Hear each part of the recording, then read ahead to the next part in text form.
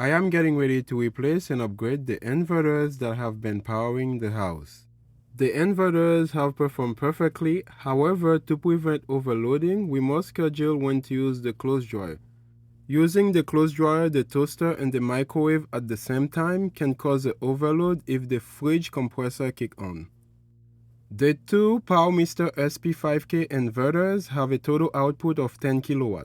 For the upgrade, I choose the EG4 12000XP. The 12000XP is significantly larger than the current inverters. A key benefit of this inverter is the ability to handle 28 kW of PV input. Out of that 28 kW, 24 kW is usable. My current solar array is smaller, leaving room for future expansion. The battery cable has been installed, linking the inverter to the bus bar. Next, I will be installing the load connection to the sub-panel.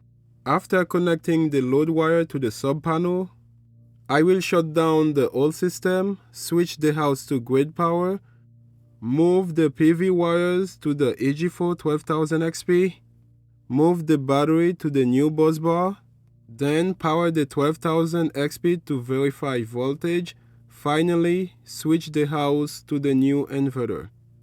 The 12000XP provides 12 kW of continuous power output and can handle surge up to 18 kW for 5 seconds. In the next video, the EG4 12000XP should be up and running, powering the entire house.